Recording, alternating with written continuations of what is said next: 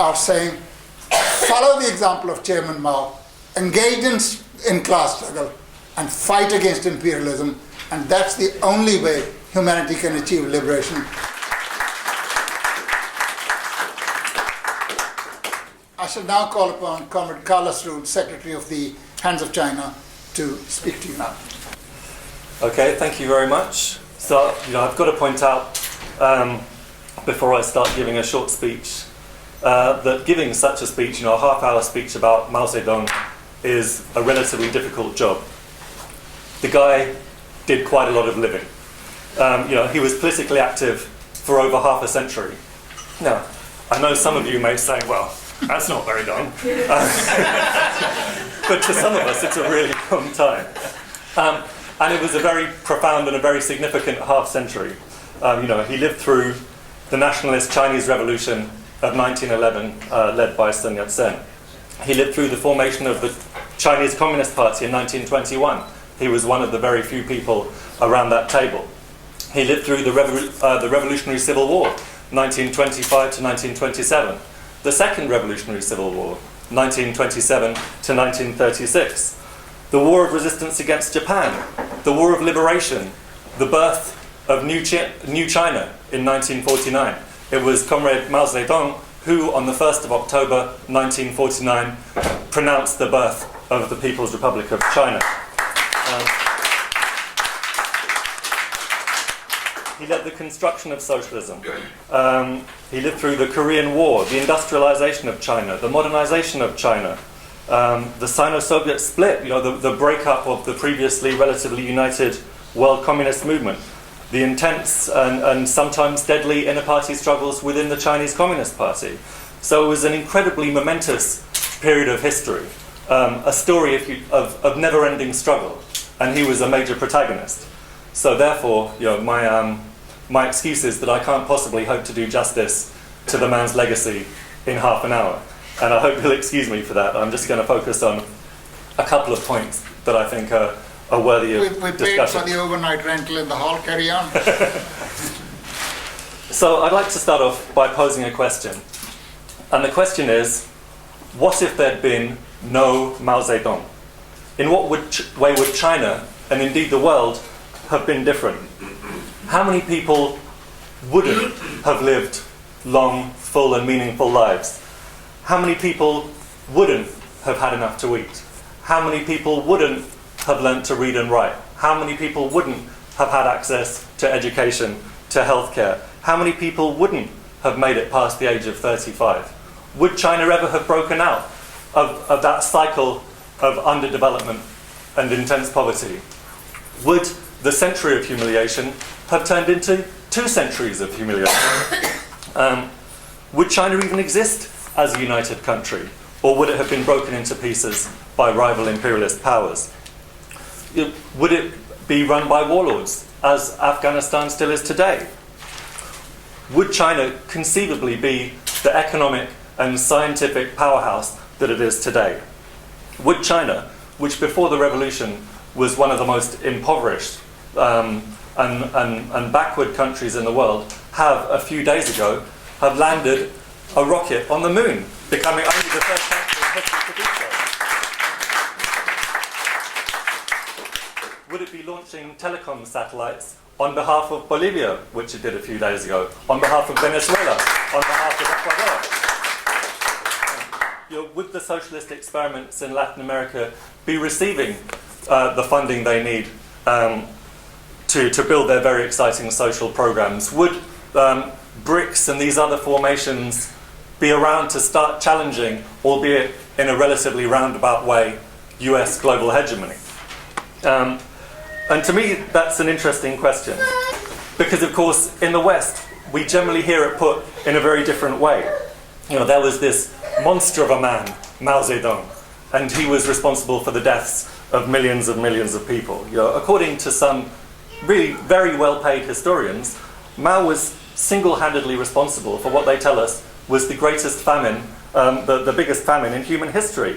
There may be hundreds of these well-paid, well-respected Western historians who are basically competing with each other to provide the biggest the most appalling, the most awe-inspiring number in their famous game, in their favourite game, how many deaths is Chairman Mao responsible for? You can almost imagine after hours at the bar at SOAS playing Mao poker. It's like, oh, 50 million. Well, I'll see your 50 million and I'll raise you another 10 million. Because that 60 million, that seems to have become the accepted figure in Western academia now, for how many people died in the Great Leap Forward. For example, there's a popular book I was looking at called Mao's Great Famine by a guy called, professor called Frank Dikotter. It actually tries to seriously estimate that as many as 60 million people died during the 4-year period of the Great Leap Forward, that is 1958 to 1961. And that's suddenly become an accepted figure. I mean, there's obviously not a great deal of evidence provided, but that's not really the point. I mean, you kind of have to ask, just on a basic logical level, how is that even possible? Was the Great Leap Forward some kind of mass extermination program that it was able to wipe out fully 10% of China's population at the time? It's no problem, in spite of lack of evidence, for people like Dikotter to get their books published, because their role isn't to provide evidence and meaningful historical analysis. Their role is to attack China. We're supposed to ignore the fact that in spite of this incredible, unprecedented loss of human life, China's overall population didn't go down in that 5 years. In fact, it increased by 30 million. So in spite of the loss of 60 million, the overall population increased by 30 million. This is really relatively extraordinary. The Great Leap Forward was not some kind of crazed population control scheme. It was an ambitious program led by Mao to achieve rapid industrialization and collectivization, the idea being to create a much needed break with underdevelopment and poverty.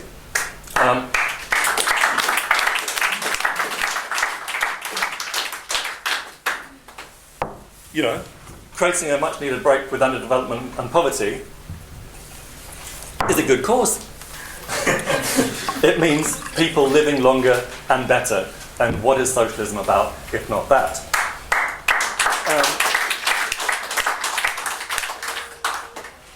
Now, were there mistakes? Were there serious successes? Did lots of people suffer terribly, some to the extent of starvation? Yes, that's true. Mao himself admitted to that. There were mistakes, and there was also a disastrous series of floods and a disastrous series of droughts. But one cannot go from that to talking about the greatest crime ever committed against humanity. This wasn't the Nazi Holocaust. This wasn't the forced transportation of at least 100 million Africans as slaves to the Americas. This wasn't the brutal murder of 10 million Congolese by the armies of the Belgian King Leopold. This wasn't the killing of 35 million Chinese by the Japanese invading armies between 1937 and 1945. And nor was it the very deliberate, policy-driven famines of our oh-so-civilized British colonialism in Ireland, in India, and elsewhere.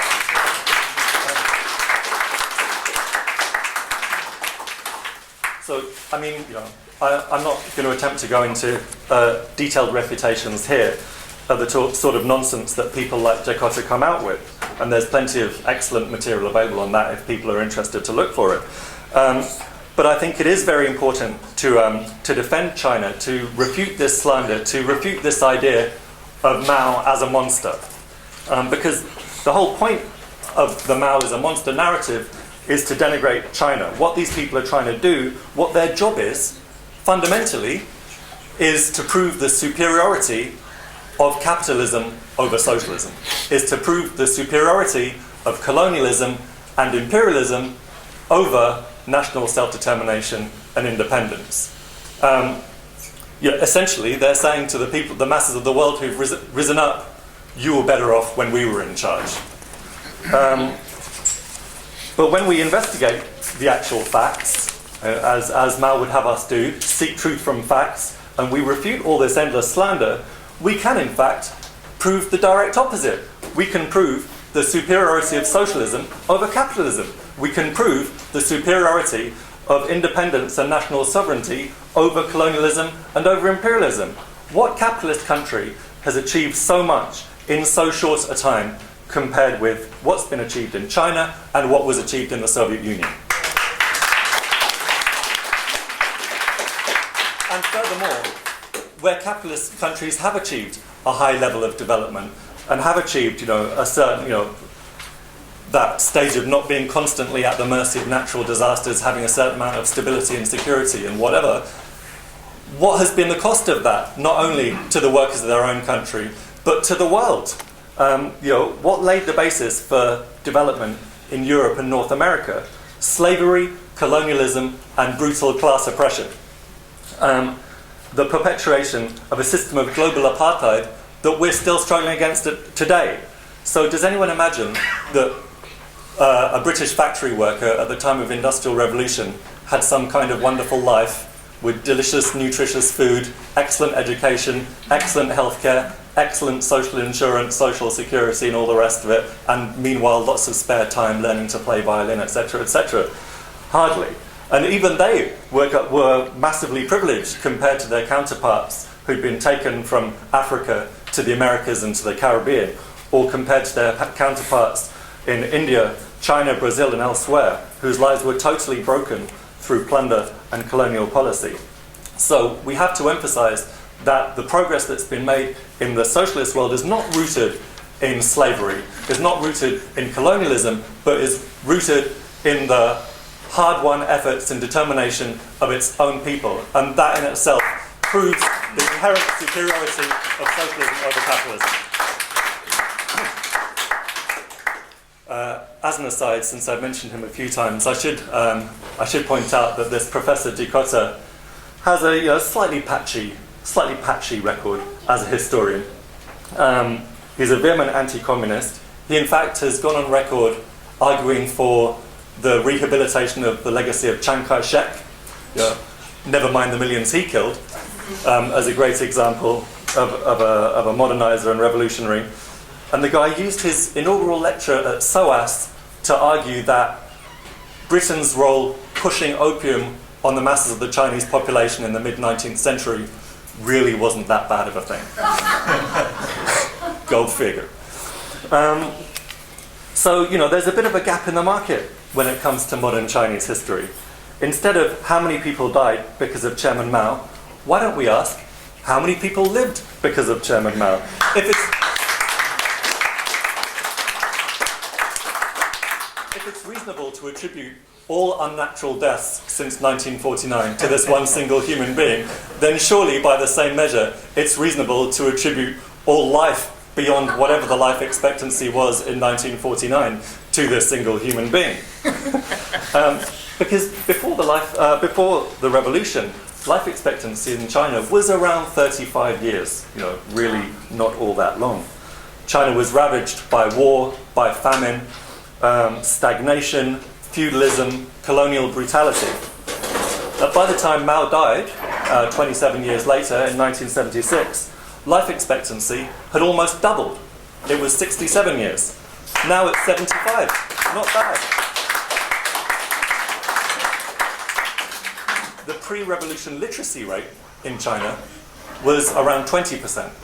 By the time of Mao's death, it was 93%, which is an incredible achievement. I don't know if that even has a comparison in history. And to give you a reasonable example, India, which got its liberation at about the same time and was in a very similar level of development, even now its literacy rate is only 74%.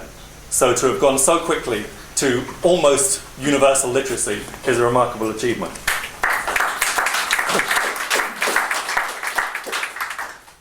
China's population had been pretty steady, stagnated at around 500 million for approximately 100 years before the Chinese Revolution. By the time of Mao's death, that had risen to 700 million. So it had gone up from 500 million to 700 million. So clearly, something had changed for the better. Clearly, circumstances were more favorable for human life.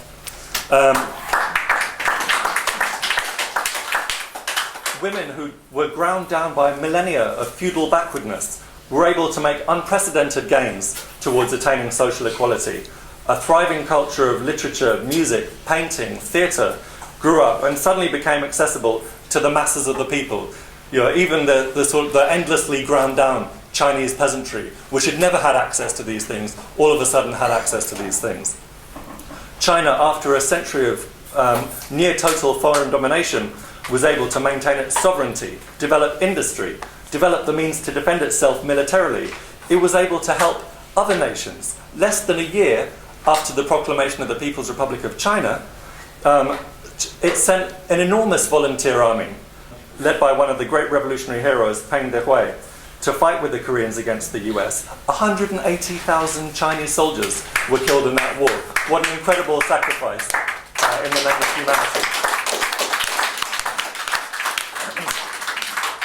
So, the Mao era is perhaps not the nightmare it's sometimes painted as. Mao was not a monster. He was one of the truly great revolutionary leaders of the 20th century. And it's correct that we recognize mistakes. To talk of Mao's mistakes is, that's fine. That's important too.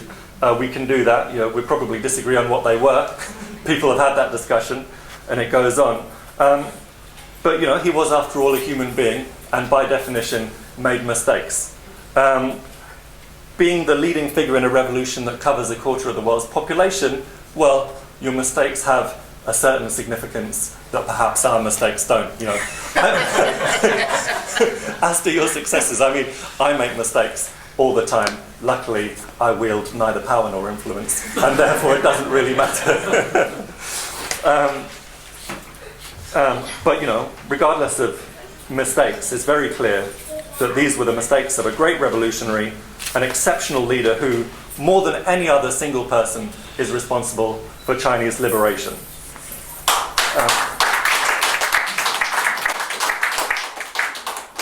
So, slightly more sophisticated bourgeois analysts will tell you, okay, you're right, some progress has been made in China. It's a little bit better than it was before the revolution, but really the progress has all been in the last 30 years. In the period after the introduction of some market reforms, in the period after the introduction of a certain level of foreign capital. And that seems to make them a bit happier. The idea that there's a little bit, a little semblance of capitalism going on, they're more comfortable with that. They can accept that, it seems. And, let's not be churlish, it's certainly true that incredible steps forward have been made in recent decades. But that progress is built on the basis of what came before it. The program of industrialization and collectivization of the 50s and 60s and 70s in the first 3 decades of People's China. I wonder what sort of situation the rest of the world would be in now. In what way it would be different if it hadn't been for Mao, if it hadn't been for the Chinese Revolution. I put it to you that it would probably be a very different place. And at least for the masses of Asia, Africa, Latin America, and the Caribbean, it would be a much less hopeful place. Historically, of course, there is the very active, practical, tangible support for the liberation struggles in Zimbabwe, in Algeria, in Korea, in Tanzania, in Zambia, in Mozambique, and elsewhere. But also, it's important to note, as I think Hopal did earlier, the Chinese revolutionary model, the means by which it attained its liberation, was particularly relevant and particularly inspirational to the many countries that were, similarly to China, locked in colonial subjugation and underdevelopment. These ideas, of people's war, of revolutionary base areas, of building a peasant army, these concepts resonated across the Third World. And I think it's fair to say that maybe, perhaps more than anyone, it was Mao and the Chinese Revolution that really helped to spread and expand the scope of Marxism from the industrial working class of Europe to the oppressed masses worldwide. And today,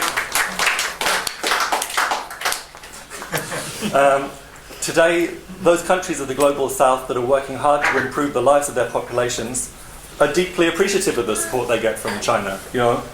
Venezuela's rise over the last 14 years, after Hugo Chavez came to power, would have been extremely difficult without China's support. Chinese support is crucial to Cuba, to South Africa, to Bolivia, to Ecuador, Zimbabwe, Nicaragua, and lots of other places.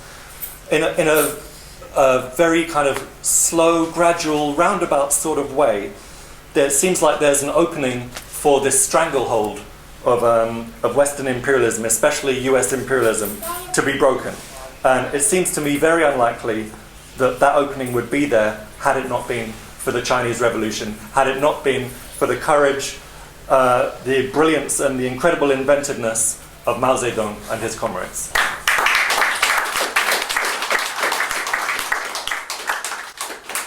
Another great revolutionary, Nelson Mandela, who, as you know, sadly died a couple of weeks ago, wrote in his autobiography about what had inspired him and the sort of discussions they were having, the sort of study they were doing when the ANC and the SACP and Umkhonto Wesizwe were working out their strategy in the late 50s and early 60s. And he says, I read the works by and about Che Guevara, Mao Zedong, and Fidel Castro. He says, in Edgar Snow's brilliant Red Star over China, I saw that it was Mao's determination and non-traditional thinking that led him to victory. I mean, that's an interesting phrase to use, but I think this idea of non-traditional thinking is a very important aspect of Mao's legacy. And maybe it's unfair to say it, but I find it ironic that quite a few of the Maoists you meet these days, especially in the West of the world, are not so much with the non-traditional thinking. No. Frankly, a lot of them are painfully dogmatic and seem to think that Mao's works provide some sort of blueprint for revolution, when in fact Mao was totally against the idea of books as blueprints, or indeed any type of blueprints. His writings and speeches constantly called for creative and serious analysis of specific problems, rather than the application of formulas. He was actually pretty harsh about it. He's got a very enjoyable pamphlet called Opposed Book Worship. I'm going to read you a short quote for it. He says, unless you have investigated a problem, then you will be deprived of the right to speak on it. Isn't that too harsh? Not in the least. When you have not probed into a problem, into the present facts and its past history, and you know nothing of its essentials, whatever you say about it will undoubtedly be nonsense. Talking nonsense solves no problems, as everybody knows. So why is it unjust to deprive you of the right to speak? Quite a few comrades always keep their eyes shut and talk nonsense, and for a communist, that's disgraceful. Of course, we should study Marxist books, but this study must be integrated with our country's actual conditions. We need books, but we must overcome book worship. So today, to follow the example of Mao is not to do everything that Mao did. It's not to treat Mao's strategy as the one strategy to rule them all. It's not to go to the hills and set up revolutionary base areas. Rather, it is... In Guildford. Especially not in Guildford. It's rubbish. Rather, it is to try and emulate Mao's bravery, his creativity, his understanding, his never-ending dedication to the masses of the Chinese people, in particular the working class and the peasantry, and to celebrate his legacy, to celebrate his contribution to China, his contribution to the world. Thank you.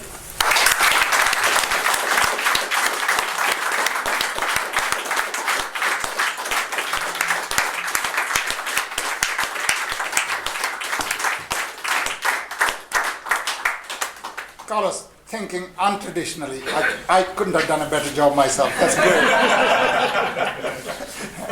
Thank you so much. That was a very, very inspiring speech, and a lot covered in a very short period of time. You must come again.